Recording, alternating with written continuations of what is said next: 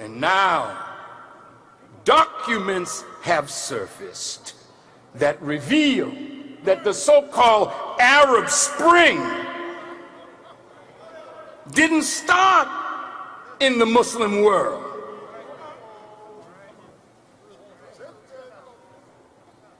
Well, where did it start?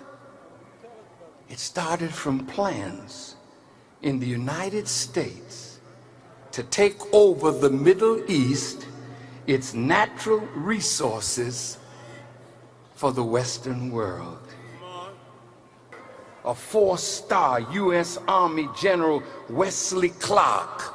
Have you heard that name before? Well, let me tell you what he said. He said that 10 years before 9/11, Paul Wolfowitz, I want you to keep remembrance of these names because these are part of a shadow government.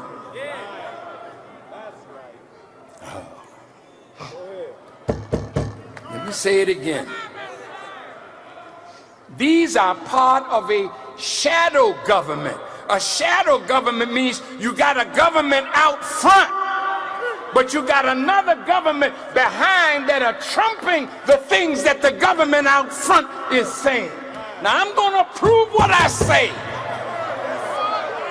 And you can take it or let it alone.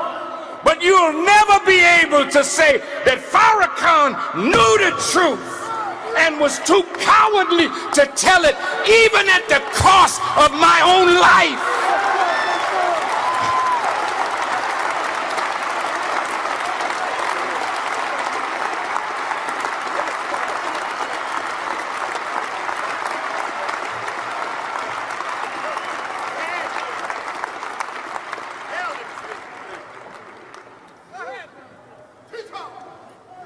Mr. Clark said Wolfowitz, the neocon architect of Bush's war on Iraq, told him of plans to clean out the Middle East and take over those Muslim nations. Just 10 days after 9/11, Clark was shown a Pentagon memo that describes how they planned to take out 7 countries, Muslim countries, in 5 years, starting with Iraq, then Syria, Lebanon, Libya, Somalia, Sudan, and then Iran. They call this project the Greater Middle East Project, but for the public and the media, they're calling it the Arab Spring. Journalist and historian William Engdahl is reporting that some of the Arab protest leaders were trained to be instigators in Belgrade, Serbia, by activists financed by the U.S. State Department. Now, look here. If the State Department is financing this, let's see what Mr. Engdahl has to say more. He said the ultimate goal of the United States is to take the resources of Africa and Middle East under military control in order to block economic growth in China and Russia, thus taking the whole of Eurasia under Middle East under military control in order to block economic growth in China and Russia, thus taking the whole of Eurasia under control.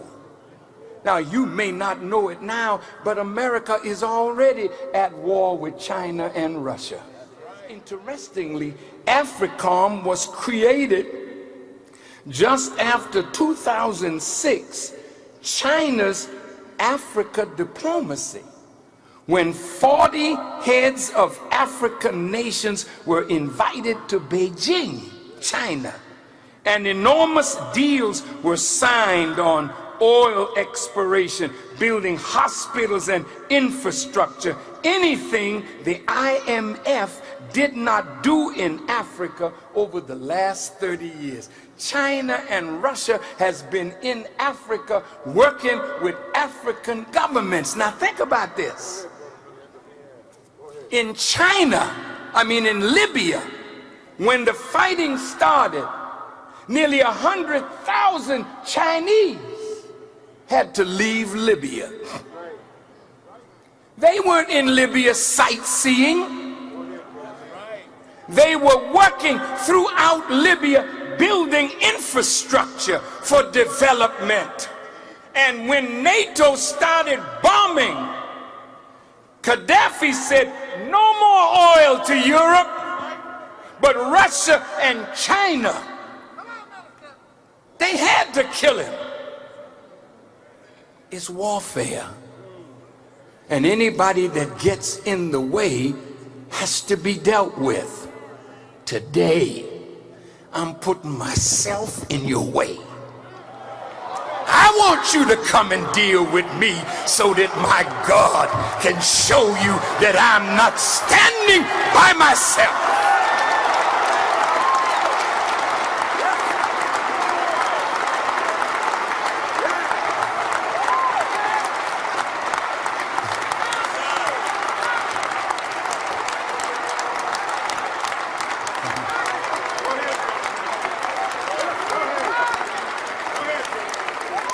In 1974, I want you to hang with me. You won't even know the time. This thing gets better by the moment.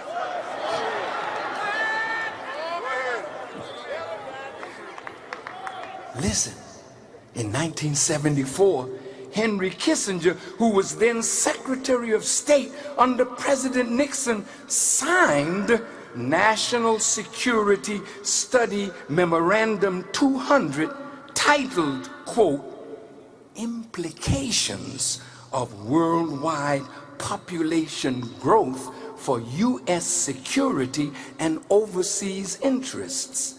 It was adopted as official policy in 1975 by President Gerald Ford. Now, those who analyzed the report said Dr. Kissinger proposed that, listen, depopulation. You know what that means? I'm going to say it again. Can you spell? You look it up.